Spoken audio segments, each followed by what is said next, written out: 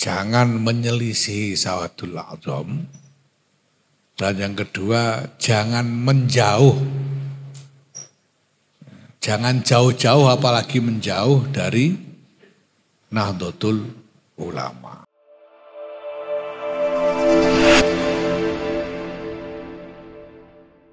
Ya, saya sudah menyadari ini sejak awal ketika saya akhirnya, jadi saya sebelum nyalon ketua umum saya pamit sama Lek Muslik, kula ajeng maju calon ketua umum Lek.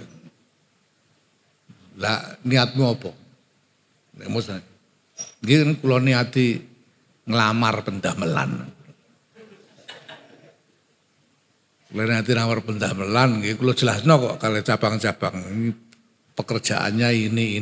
Jadi saya maju jadi ketua umum PBNU itu, jadi calon ketua umum itu saya bilang ke cabang-cabang, saya ngelamar kalau boleh sampean mau terima, saya ngelamar jadi ketua umum untuk mengerjakan pekerjaan ini. Saya sebutkan pekerjaannya. Kang Sakur ingat itu kan, saya pernah datang dia waktu saya kampanye ketua umum itu dulu. Saya jelaskan, saya ngelamar pekerjaannya ini. Sudah saya sampaikan. Dan saya sudah kasih disclaimer, saya kasih peringatan awal. Lah nanti kalau sampean milih saya dan saya jadi ketua umum beneran cabang-cabang ini cabang-cabang ini nanti akan tambah capek, tambah pusing. Saya bilang begitu. Itu sebelum muktamar udah saya bilang gitu. Iya kan? Saya udah bilang gitu. Kalau sampean pilih saya dan saya jadi ketua umum beneran, itu nanti cabang-cabang akan lebih capek, akan tambah capek, tambah pusing. Ya. Makanya sekarang kalau ada cabang ngeluh, gimana ini sekarang kok jadi pengurus NU repot, banyak urusannya begini begitu ya. Saya coba bilang rasakan akibatnya, saya bilang gitu. Kalau sudah saya kasih tahu sejak awal kok salahnya sendiri. Nah kalau sampean dulu muktamar ndak ikut milih saya bilang ya nasib sampean sudah ikut kena akibatnya.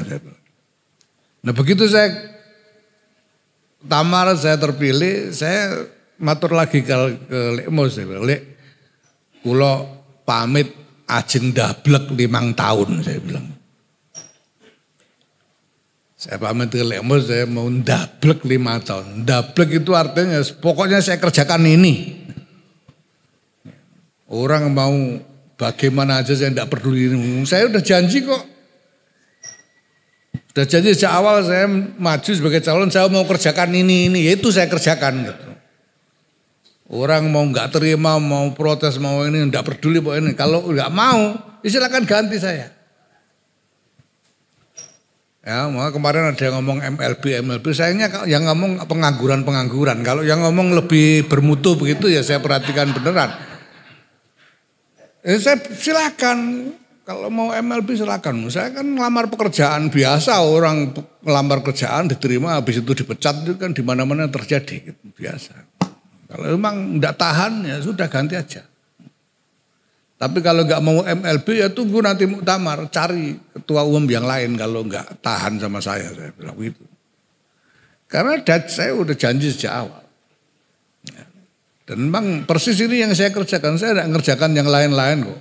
Saya juga tidak mau sekarang disuruh pengajian umum apa kan tidak mau saya. Tidak, saya udah janji saya mau kerjakan ini kok. Makanya tidak usah kan bikin pengajian umum ngundang saya, tidak akan saya mau. Ya. Karena sekarang pekerjaan saya ini khusus. Sekarang saya bilang ke cabang-cabang ini waktunya saya memenuhi janji untuk membuat cabang-cabang lebih capek, lebih pusing. Saya bilang. Karena itu memang yang saya lamar itu pekerjaan itu, bukan pekerjaan yang lain. Nah kalau sudah itu ya sudah, saya tidak terlalu pikirkan lagi orang mau berkomentar apa, orang mau. Sekarang itu saya ngomong apa aja bisa dipakai kok. Saya itu pidato yang sama ini, soal Ba'alwi. Pidato soal Ba'alwi, pidato yang sama ini di tempat yang ini itu pidato yang sama lah.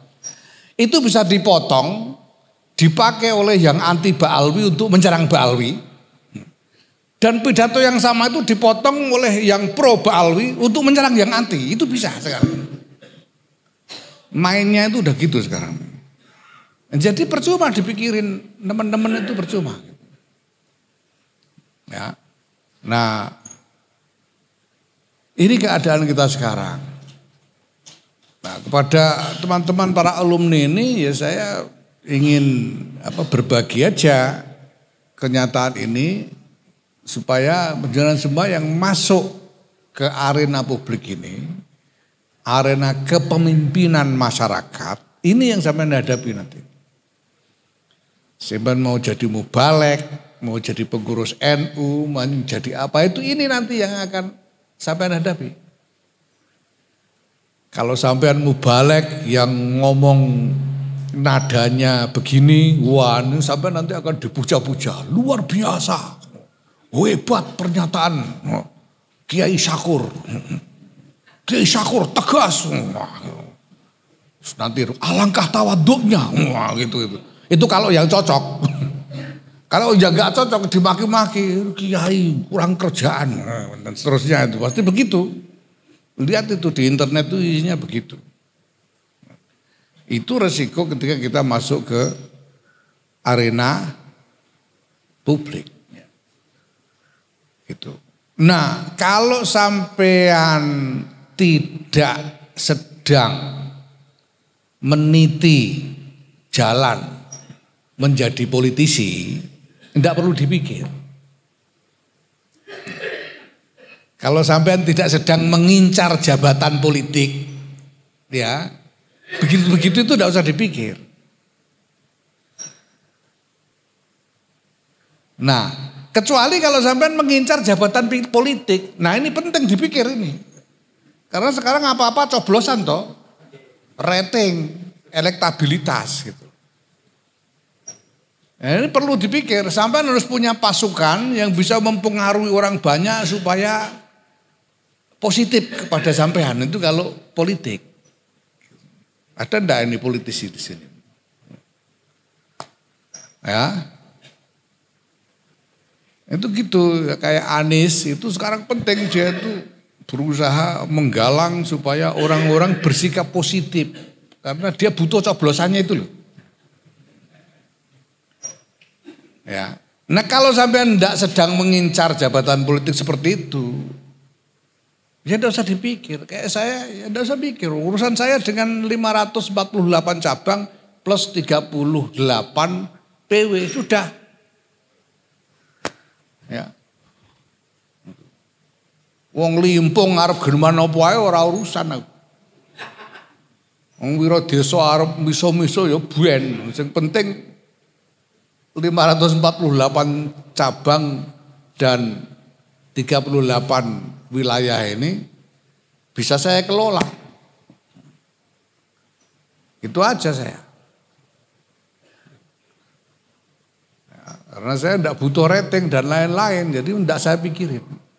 Apalagi kalau sampean ini orang yang memang mau mengajar masyarakat. Apakah sebagai mubalek, sebagai kiai yang mengajar, sudah jangan dipikir. Orang mau setuju, asalkan yang sampean betul-betul setia pada ilmu sampean, ya sudah. Itu kan sudah diterangkan bahwa soal orang seneng gak seneng itu tergantung di dalam ibadah ya. Ketika kita sedang menekuni ibadah, itu apakah orang melihat ibadah kita sebagai sesuatu yang positif atau negatif? Itu sebetulnya tergantung niat kita sendiri. Menurut Imam Ghazali begitu. Karena ada ayat innalladzina amanu wa amilus solihati saya ja'alu lahumur rahmanu wudda. Imam Ghazali menerangkan kalau memang dia itu beramal karena iman, alladzina amanu Wa amlu sholihan saya jalul amur rahmanu wudda. Orang itu ndak usah diakali pasti senang. Tapi kalau ibadahnya itu campur-campur niat-niat yang lain, apalagi niat supaya dianggap kiai, niat dianggap keramat misalnya begitu itu ya itu ndak jaminan, nggak tanggung ya. Ya kalau di pisu-pisui orang, dirasani orang ya jangan sambat. Wah ibadah sudah sungguh-sungguh, saya jaga betul kok masih dirasani. Ya ibadahnya pengen karena berharap mendapatkan pujian orang ya malah dapat sebaliknya. Kira-kira begitu. Ya. Nah untuk khusus ini saya sebagai wakil dari pengasuh kepada alumni. Ya. Saya ingin menularkan apa yang diwelingkan, yang dipesankan oleh kiai saya, Kiai Ali Maksum kepada saya. Ada dua hal. Ini karena dalam konteks gimana ya, Kiai saya ini putune Kiai Bisri, gimana lagi, puturnya Kiai Bisri, anaknya Kiai Khalil. Sama jangan meri, memang Gus gede saya ini. Jangan meri. Dan Kiai Ali itu tahu itu sehingga sampai-sampai beliau itu waktu masih kecil saya kelas 2 SMP. Beliau panggil saya waktu saya awal-awal datang ke Krapyak. Beliau panggil. Beliau bilang, kowe wajib parek karo aku. Mergo mbiyen aku iki parek karo mbahmu. Mimbabi birril waliden niku kowe kudu parek karo wong sing parek karo wong tuamu senajan wong tuamu wis ora ana. Tumbali begitu. Itu bagian dari birrul waliden. Ya karena saya masih kecil, saya itu takut sama Mbah Ali dulu. Apalagi sama Abah aja takut saya. Itu enggak berani ngomong kalau enggak ditanya, kalau enggak disuruh saya enggak berani ngomong. Jadi saya mau sowan sama Abah itu juga disuruh. Terus gue nganggur-nganggur mlebu dalem ngono, nyapu-nyapu tah apa. Abah itu bilang begitu dulu. Ya, tapi saya enggak berani, takut saya. Enggak berani deket-deket. Tapi begitu itu kalau ya sampai nyaris 2 minggu sekali Mbah Ali itu nimbali saya. Nimbali itu ya cuma suruh duduk gitu aja. Tadinya itu ditanya, saya kan sorogan. Mbah Ali itu, wis ana sing ora mudeng apa ora soroganmu. Nek ora mudeng takokno kene apa, durung mudeng kowe. Ya saya ndak berani diam aja. Ndak berani. Akhirnya saya itu di kamarnya Mbah Ali itu ya duduk, diem aja itu bisa sampai sejam 2 jam sebelum dibebaskan itu. Mbah Ali itu ya nulis macam-macam itu saya cuma diem aja gitu. Nah akhir-akhir jadi Mbah Ali itu saya kira Mbah Ali itu ingin saya tumbuh dan masuk dalam arena kepemimpinan masyarakat. Kira-kira begitu, kira-kira. Paling enggak harapannya Mbah Ali itu begitu paling enggak. Kenapa? Ya karena gimana ini Gusnya, Gus gede. Anaknya Khalil Bisri, cucunya Bisri Mustafa kan gitu kan. Kira-kira begitu. Maka Mbah Ali itu kasih pesan penting. Yang pertama, jangan berani-berani menyelisihi sawadul a'zam. Maksud sawadul a'zam itu sawadul a'zam minal ulama. Jangan menyelisihi sawadul a'zam minal ulama.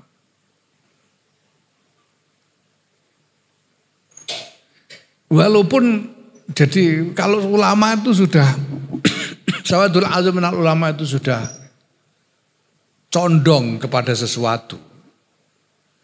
Ya, itu sampean setuju gak setuju, seneng gak seneng, jangan dilawan.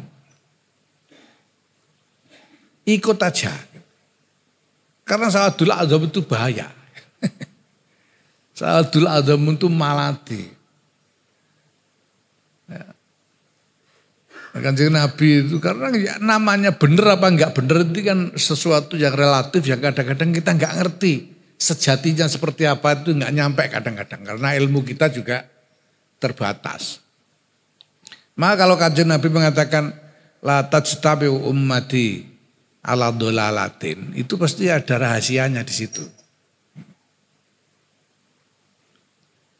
Dan kalau ada kanjeng Nabi dawuh idza wajadtum khilafan fa'alaikum bisawadil azam, itu pasti ada rahasianya dan diterangkan oleh para ulama kiai kita bahwa as-sawadul azam dimaksud di situ adalah as-sawadul azam minal ulama. Nek wong goblok-goblok ora usah diitung.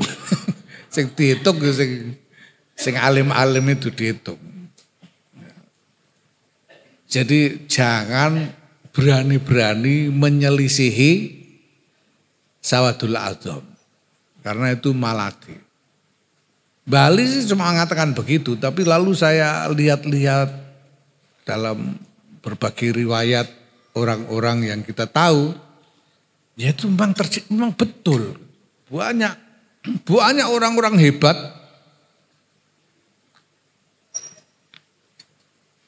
yang luar biasa, tapi kualat kepada sawadul azam. Itu banyak terjadi dalam sejarah. Nah, itu satu. Sebelum saya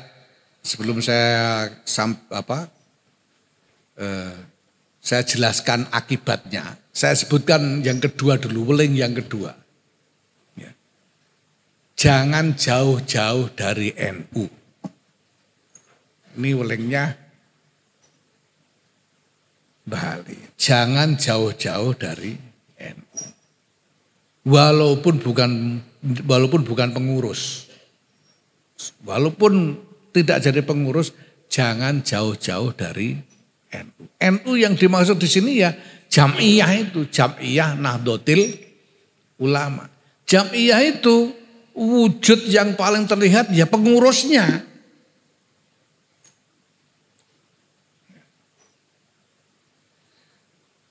Jangan jauh-jauh dari NU. Walaupun mungkin kita nggak cocok sama pengurusnya. Ini sebetulnya ya nggak enak saya ngomong begini, wong saya ketua umum. Tapi wong saya ya ini cuma nyaman saya berbagi pesan Bahali aja.